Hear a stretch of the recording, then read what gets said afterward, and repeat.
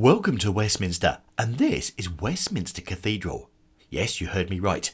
Westminster Cathedral, not Westminster Abbey, which is literally a stone's throw away from here, and you're going to see it from the views from the top of the tower in just a couple of seconds.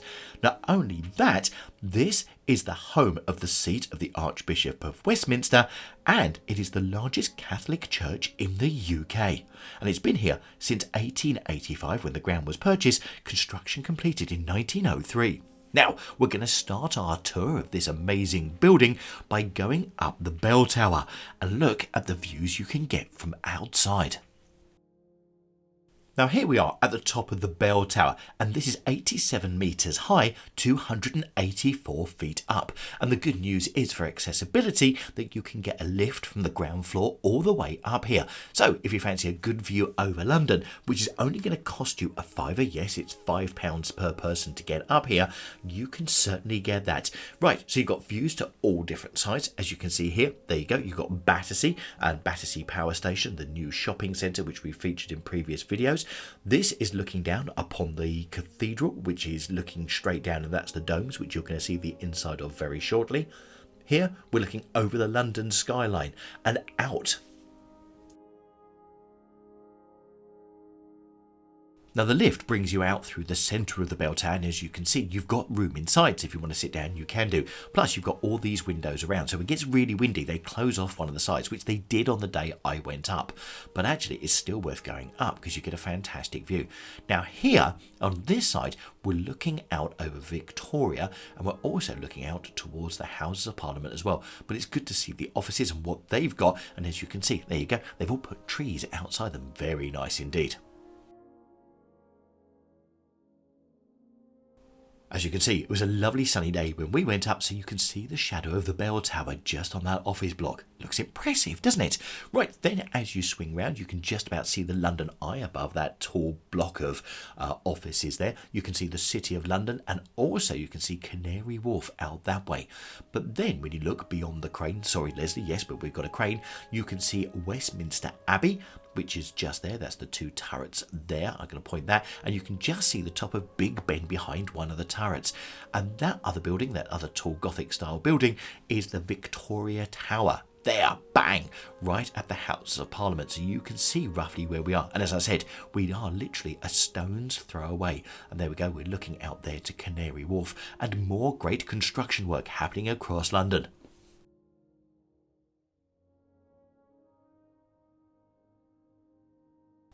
So if you're coming up here, there's no time limit on how long you spend up here having a good look round. So if you're coming up here, make sure it's a good day for weather-wise, so you get a really great view as we got here.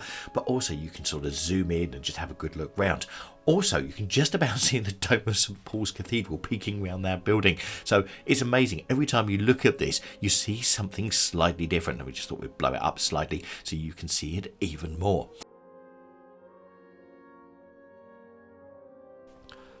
That's really funny because from this angle, Big Ben, the top of Big Ben, that gold really looks like it's the top of that tower at Westminster Abbey. So it's really funny the perspective you get from the top of the building here.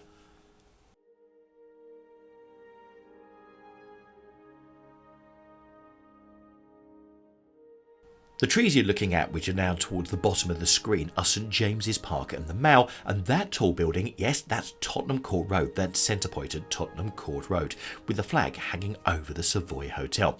So we're now on the other side, and we're going to have a closer look, because once again, they're the trees all around Buckingham Palace. So that building there, and you can see the flag on top of it, is the Royal Standard, and that is Buckingham Palace, and you can see the Queen Victoria Memorial outside it. Now I find it quite amazing that I'd never really noticed this bell tower before, but I tell you something, whenever I'm going to be anywhere near Buckingham Palace, I'm going to certainly be looking out for it. But once again, it shows how green London is, with the parks right there. And then as we swing round, as we're looking in that general direction, you can also see the Hilton on Park Lane.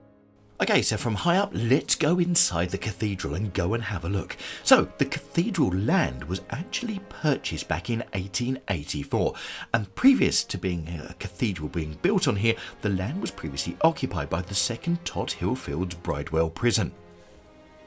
Construction on the cathedral started in 1895, and it was built and influenced in the Byzantine architecture.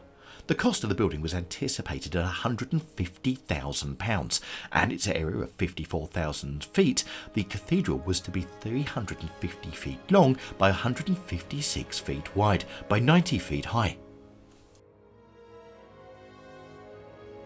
The cathedral opened in 1903, and one of the first public liturgies to be celebrated in the cathedral was Cardinal Vaughan's Requiem Mass. The Cardinal died on the 19th of June 1903. So history-wise, compared to the Abbey, the cathedral is very, very young. But as you can see, this is certainly one place you want to come and have a look at, because there's lots of different places and lots of different things just off the side like we're looking at here, where the mosaics are absolutely incredible and really do take your breath away, because they're just absolutely fantastic. And once again, it's one of those places you can come for completely free. There is no charge, although there is a donation box on the way out where you can tap your card and leave a donation.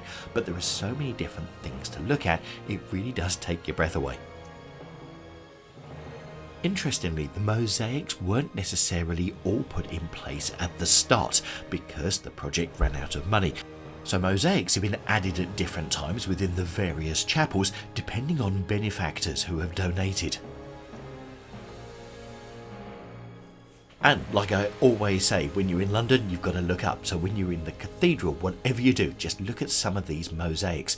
And to be quite honest, these pictures just don't do it justice. But it looks absolutely incredible when you're there. It takes your breath away. So make sure if you're coming down here, you do allow enough time. Also, the other good thing is if you're allowing enough time to come down here as well with this beautiful shining gold in these mosaics here, there is also a cafe here. Now, if you're thinking of coming down, I can tell you it's very, very easy to get to because it's right by Victoria Station. Not only is it near Buckingham Palace, which we saw from the bell tower earlier, but Victoria Station is literally a 30-second walk away, so it's very, very easy to get to. But do check the opening times, but you can come in and out, because sometimes if they've got a major service on, you can't necessarily walk around, so you just need to be very, very aware of that.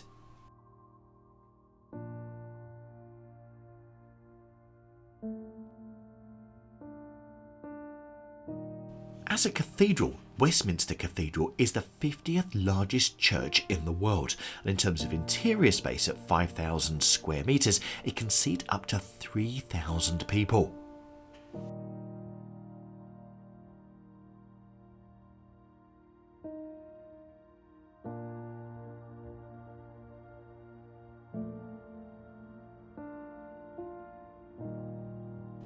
Really hoping you're loving Westminster Cathedral, and if you are, you know what you need to do. Go on, give us a big thumbs up, will you, so we can spread this out to more people on YouTube so that they can love London as well and see some of the places that we've discovered so that they can enjoy it. And also, if you haven't subscribed yet, you know where we are. Hit that button, also hit that bell button as well so we can notify you when we upload YouTube channels several times a week here on this channel.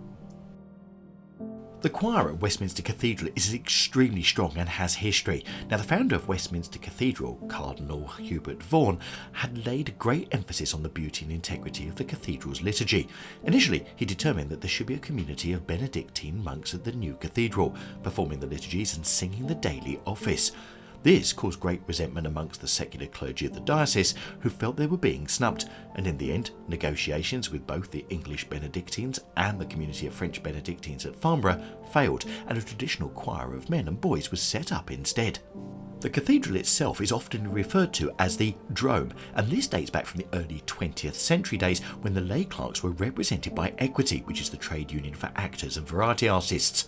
In the profession, it was jokingly referred to as the Westminster Hippodrome, a nickname which was later shortened to the Drome. So what did you think of Westminster Cathedral? Did you even know it existed? You know what's down the road, don't you? Yep, Westminster Abbey and also the Houses of Parliament. But we've already done a visit to Westminster Abbey, and I've put a video and a link to that up in the top right hand corner. So if you click on that, we'll take you to that one next, and you can compare and contrast the history and also the architecture at both of the places. Click on there, see you in there in a tick.